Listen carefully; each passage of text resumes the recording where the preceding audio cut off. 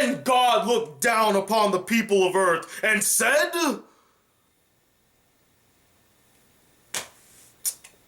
I give up on you guys. I abandon you now. See ya.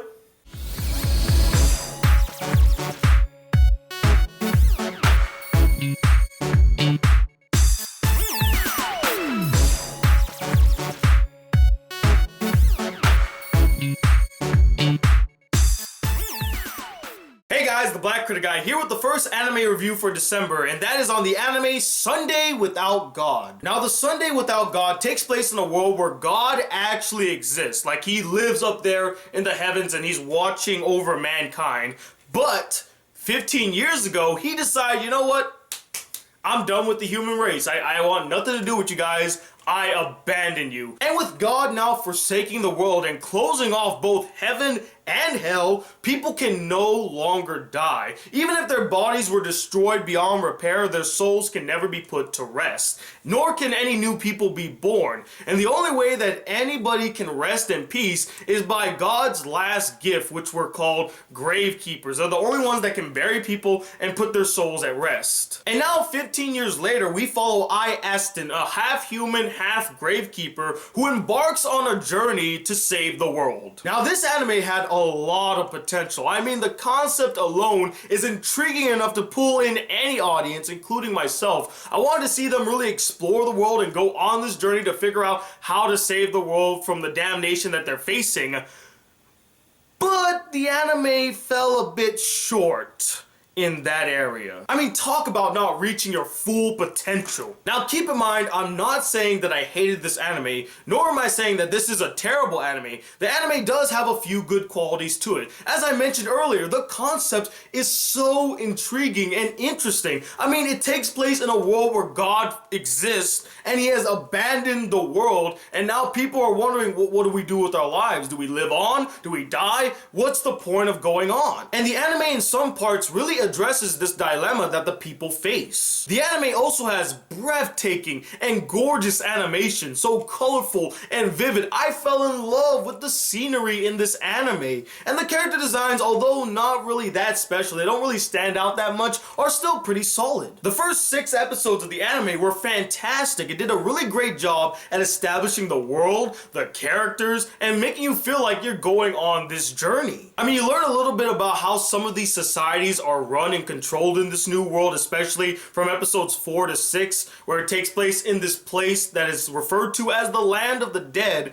And that's all I'm gonna say, because I don't want to ruin anything about it. If only they explored a little bit more of this city and its culture, but we'll get to that soon. And you also get introduced to a variety of characters, some of which were very interesting and likable. One of the most interesting characters in this anime was Humphrey Hamburg. This guy was a freaking badass. I mean, the way that he enters the anime was just so cool, and I really wanted to see more of this character, you know, learn more about him. You do learn a bit about his backstory, but overall, he was just a really fun, interesting, and entertaining character. There's also these 2, or should I say 4, interesting side characters that show up in episodes 4 through 6. And the reason I say I should say 4 is because they're actually 2 people sharing one body, and there are 2 of them.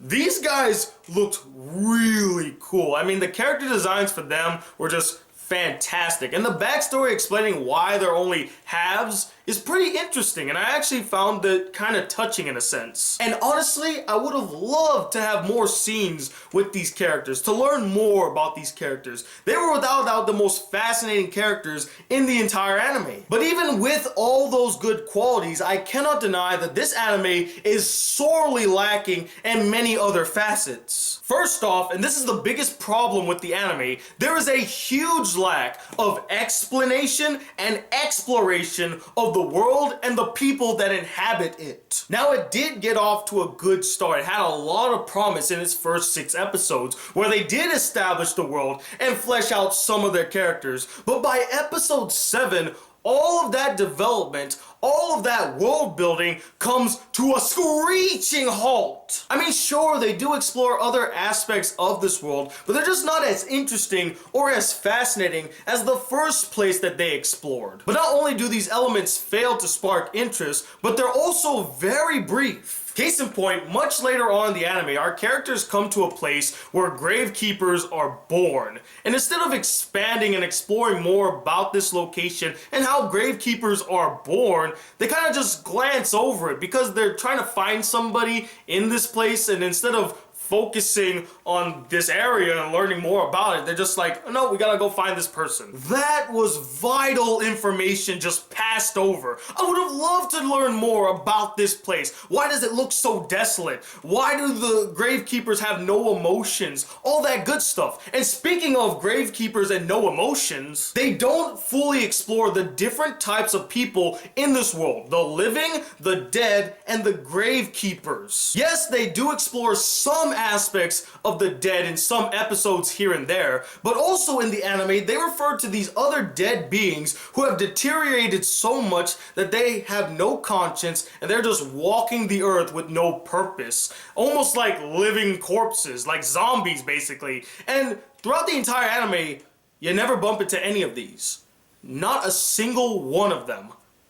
That right there kind of baffled me. But the ones who got gypped off the most were the living people. We never got to see a living people society, what their society is like, what is their purpose for living, never is explored in this anime. And hell, they never explore whether or not there are any societies out there that still believes in God, even though he has abandoned the world. That would have been interesting as well. And lastly, the gravekeepers. Now we know that they're supposed to be these emotionless beings that are only put on this earth to bury those who want to rest in peace. But later on in the anime, you slowly learn that there's more to the gravekeepers than meets the eye. And I would have loved if they explored this element a little bit more, because I just didn't understand. Like, are they human? Are they just created? What are they? They never explained this fully. And yes, I know that this is based on a light novel / manga, so they might answer all of my questions in that. But again,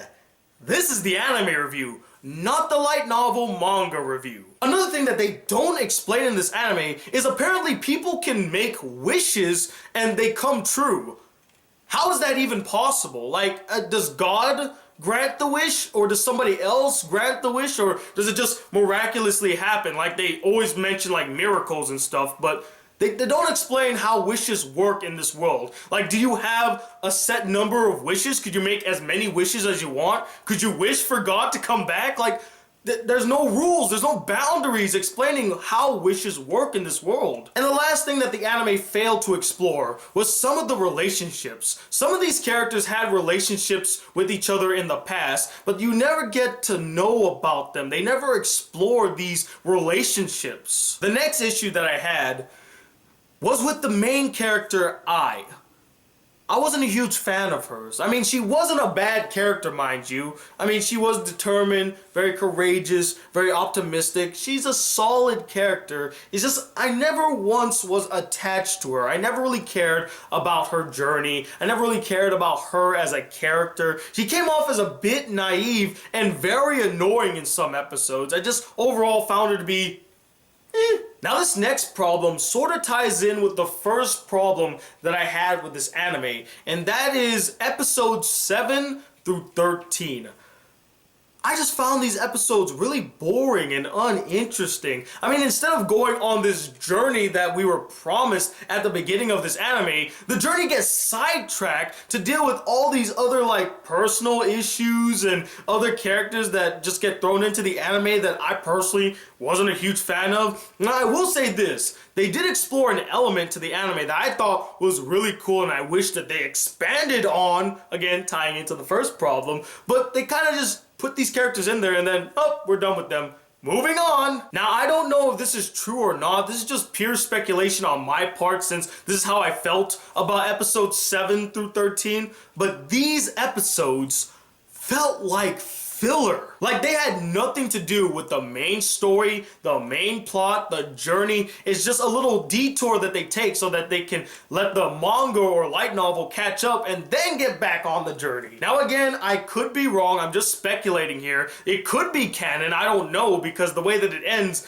makes it seem like it is sort of canon. But for me, they felt like filler, and I was not entertained whatsoever. Another issue that I had is that I never really felt a strong bond or connection with any of the characters in this anime. There was one relationship that kinda came close, but it just never got to the top of the mountain. It's still making its way up there. And the last problem that I had with this anime was with its ending, which was episode 12, because episode 13 is kind of like an OVA or like a special episode. The anime truly ends with episode 12, and that episode was a huge cop-out. Overall, Sunday with God had a lot of potential. It just missed the mark for me. And that's why I'm going to give this anime a 3 out of 5 stars.